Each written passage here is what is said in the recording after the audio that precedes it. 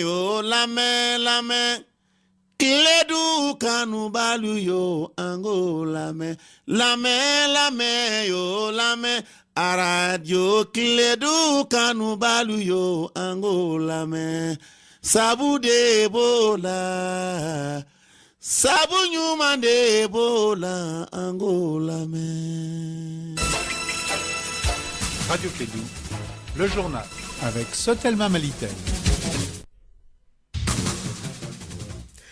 Au sommaire de l'actualité, plus de 900 civils tués et des centaines de villages incendiés. C'est le bilan qu'avance OCHA, le Bureau de coordination des affaires humanitaires des Nations Unies, sur les violences intercommunautaires qui déchirent le centre du Mali.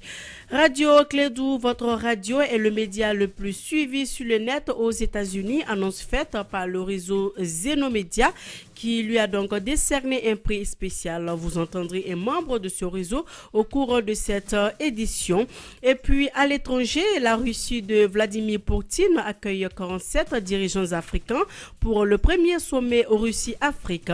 Moscou compte investir massivement sur le plan économique et sécuritaire. Bienvenue dans ce trésor.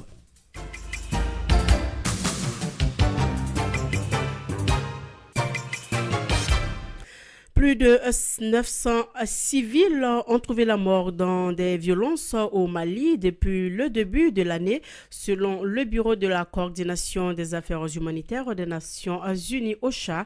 La plupart des victimes sont des populations du centre du pays, surtout dans la région de Mopti, en proie à des conflits interethniques qui ont donc dominé le début de l'année avec des centaines de villages incendiés. On en parle avec Kassim Traoré.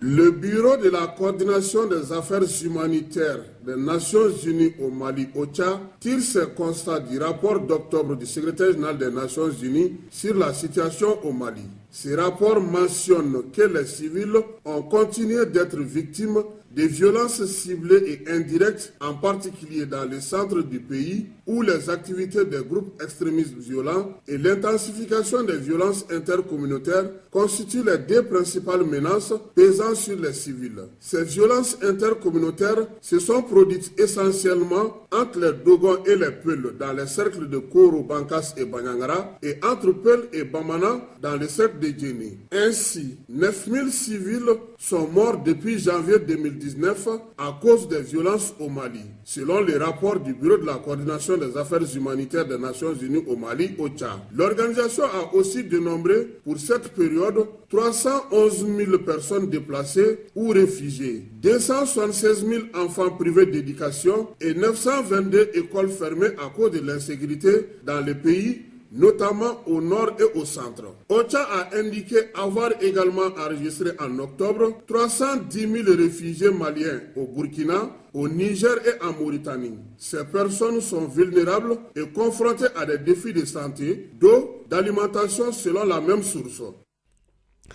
Lancement officiel des maisons digitales de la Fondation Orange Mali à la Maison de la Femme de Sabali-Bougou. C'était hier dans le cadre de la Semaine de la Femme et de l'Enfant. Ces maisons digitales permettront aux femmes d'apprendre grâce aux outils numériques les bases indispensables de la gestion de leurs activités génératrices.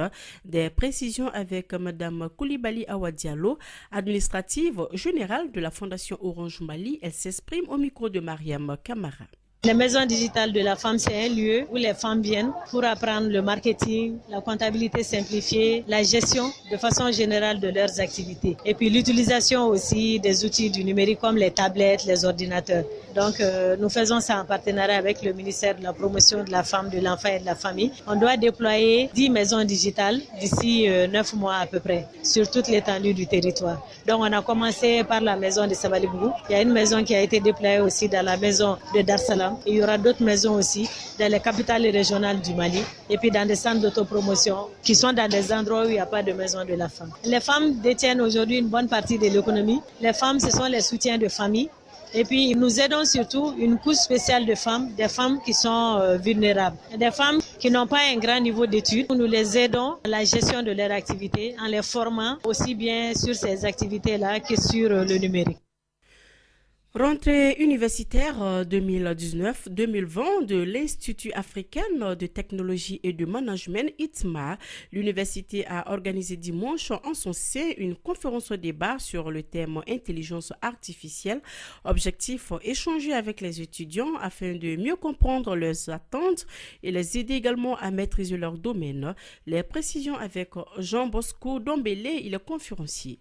L'intelligence, elle n'est pas aussi artificielle que ça. En réalité, c'est un développement du cerveau humain pour que des machines puissent nous aider à mieux faire nos travaux quotidiens. Et comme vous le savez actuellement, tout le monde vit des machines et avec les machines. Et quand on dit machine, ce n'est pas obligatoirement des objets, mais il y a aussi des systèmes. Et moi, personnellement, comme je l'ai dit, mon téléphone m'a dit ce matin que je n'avais pas dormi aux heures normales. C'est pour vous dire effectivement que c'est dans le cadre de l'amélioration de notre vie quotidienne que nous parlons d'intelligence artificielle.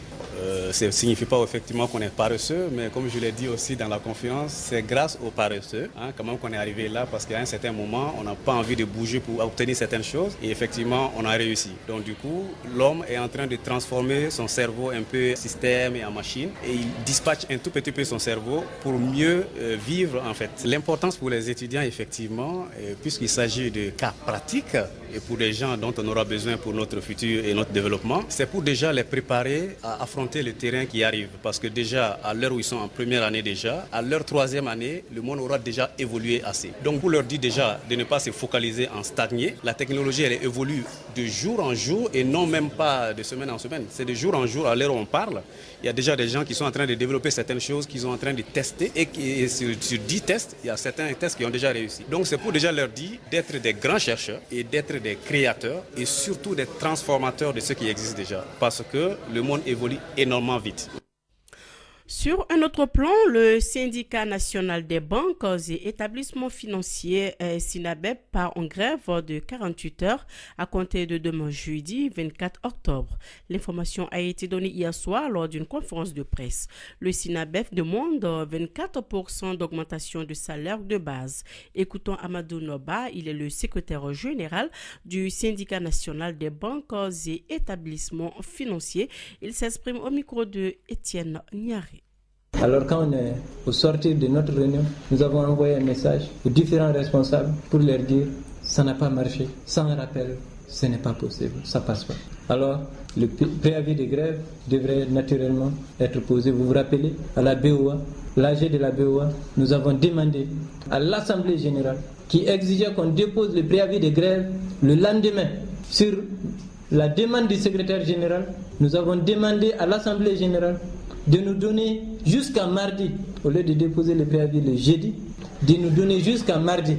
Le mardi, nous déposons le préavis de grève. Donner la chance aux négociations. Ce sont ces négociations que je viens de relater tout de suite. Donc, puisque ça n'a pas marché, le mardi, malheureusement, nous avons déposé le préavis de grève parce que c'était le deadline donné par l'Assemblée générale de la BOA. La grève commence le 24, jeudi, et prend fin le vendredi à minuit, le 24 et 25. Le lundi, nous déposons 48 heures. Le lundi, nous déposons le préavis de grève de 72 heures. Vous savez, les travailleurs sont déterminés. Les travailleurs sont déterminés à obtenir ce qu'ils doivent obtenir. Après les 72 heures, nous déposerons un préavis de grève de 120 heures. Après les 120 heures, pour vous éviter les questions-réponses, nous déposerons un préavis de grève illimité, jusqu'à ce que nous ayons satisfaction. C'était Amadou Noba, secrétaire général du syndicat national des banques et établissements financiers. L'actualité en bref, le ministre de la Santé et des Affaires sociales, Michel Amala Sidibé, procédera donc demain jeudi au CESCOM de Niamakoro en commune 5 du district de Bamako au lancement de l'introduction de la deuxième dose du vaccin anti-rougeoleux dans le programme élargi de vaccination PEV du Mali. L'introduction de la seconde dose du VAR s'inscrit donc dans le cadre de la mise en œuvre du plan stratégique d'élimination de la rougeole couvrant la période 2013-2020 que notre pays a élaboré.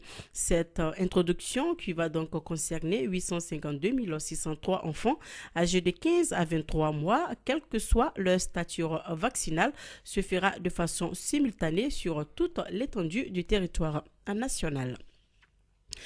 Je le disais en titre, réseau Zenomédia en visite de courtoisie hier dans les locaux de la Radio Clédou, qui est l'un de leurs partenaires depuis plus de 5 ans. Ce média basé aux États-Unis est un des partenaires de Radio Clédou. Lors d'une conférence de presse tenue lundi, Radio Clédou a donc décroché le premier prix en tant que média le plus suivi sur le net aux États-Unis d'Amérique. On écoute Boubacar Ba, il est membre du réseau Zenomédia. Il est au micro de Emma Fifame Anounan. Zenomédia est un réseau de radios constitué de 2 entités, les 2 meilleures au monde, à savoir Zeno Radio et puis AudioNow. AudioNow était l'un des leaders en fabrication d'applications pour les téléphones Android et les téléphones iPhone, alors que Zeno Radio dominait le marché africain surtout en termes de streaming URL, c'est-à-dire prendre les radios et les mettre sur l'Internet. Mais nous ne faisons pas que cela, nous utilisons également ce qu'on appelle le système VoIP aux États-Unis. Dans un premier temps, une radio qui n'est pas sur Internet, on les aide à être sur le net. Une fois que cela est fait, on peut prendre cette diffusion sur le net également et le coder à un numéro de téléphone. Tout le territoire américain maintenant, c'est même disponible en Angleterre et en France. Quand il appelle le numéro, au lieu que quelqu'un décroche, c'est la radio qui va jouer. Et Clédou a ça au niveau du Mali. Sur le futur de la radio, comment les radios doivent s'adapter avec l'évolution technologique. Durant cela, on a remis les prix des 3 meilleures radios, dont Radio Clédou qui était le premier. Aujourd'hui, on peut dire que Clédou est la première radio sur le net, en tout cas sur le réseau Zenomédia. Donc tous les produits de Zenomédia sont gratuits. Nous avons le système qui nous permet de jouer et de la publicité à la place de votre publicité ici.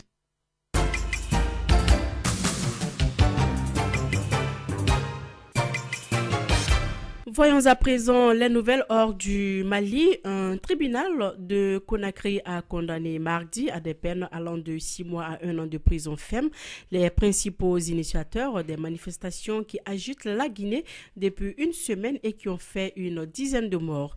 Le jugement a été accueilli dans la salle par des cris de justice corrompue. Dans un contexte de crise continue, il a donc ulcéré l'opposition qui a crié à la justice aux ordres du pouvoir et provoqué la réprobation des défenseurs des droits humains.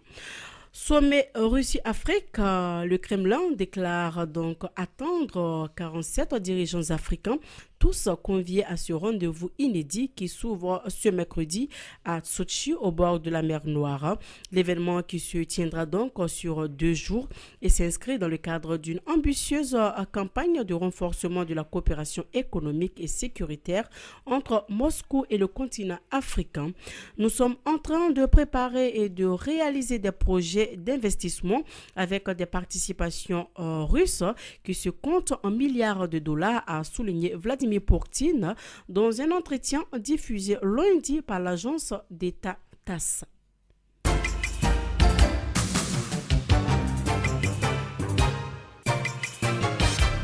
Voilà, il est donc 13h13 dans le studio Djalibaba Sissoko. C'est la fin de cette édition. Le rappel des titres. Plus de 900 civils tués et des centaines de villages incendiés, c'est le bilan qu'avance OCHA, le Bureau de coordination des affaires humanitaires des Nations Unies, sur les violences intercommunautaires qui déchirent le centre du Mali. Radio Clédou, votre radio, est le média le plus suivi sur le net aux États-Unis. Annonce faite par le réseau Zenomédia qui lui a donc décerné un prix spécial. Et puis à l'étranger, la Russie de Vladimir Poutine accueille 47 dirigeants africains pour le premier sommet Russie-Afrique. Moscou compte donc investir massivement sur le plan économique et sécuritaire. Sur ce, sur FM, cette édition, merci à vous de l'avoir suivi. Présentation Mariam Kouyati, partie technique Charles Bayo. Dans un instant, votre émission sportive. Et bon appétit à tous si vous êtes à table. Restez toujours sur notre antenne car c'est ici que se passent les bonnes choses. Au revoir. Radio Clédou, le journal avec Sotelma Malitel.